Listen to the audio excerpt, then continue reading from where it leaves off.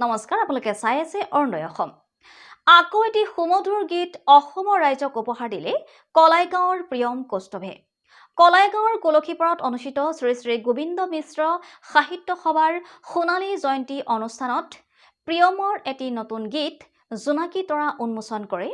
সাহিত্যিক তৰুণ আজাদ ডেকাই হয়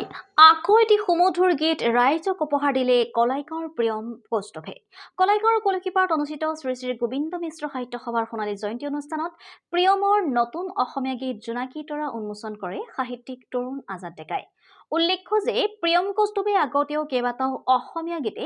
নিজে ৰচনা কৰি কণ্ঠদান কৰিছিল এই গীতটি ৰাইজে আদৰি ল'ব বুলি আশাবাদী প্ৰিয়ম কৌস্তভ মঙ্গলদৈৰ পৰা পংকজ সৰকাৰ ৰিপৰ্ট অৰুণোদয় অসম নমস্কাৰ মোৰ নাম প্ৰিয়ম কৌস্তভ মই আজি গোবিন্দ মিশ্ৰ সাহিত্য সভাত সোণালী জয়ন্তী মঞ্চত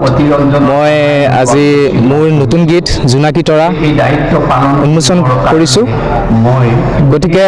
আশা কৰোঁ সকলোৱে ভাল পাব শুনি ভাল পাব আৰু ৰাইজৰ পৰা মই এটাই অনুৰোধ যে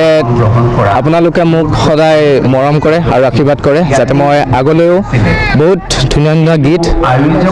ৰাইজৰ মাজলৈ দিব পাৰোঁ আৰু মই লিখিছোঁ নিজে সুৰ কৰিছোঁ আৰু কণ্ঠদানো কৰিছোঁ মোৰ ইয়াৰ আগত মোৰ অলৰেডি 4টা গীত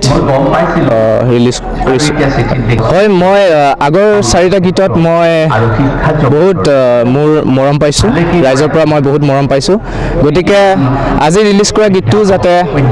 ৰাইজে আঁকোৱালি লয় ধন্যবাদ আৰু যাতে মোক আগুৱাই লৈ যোৱাত সহায় কৰে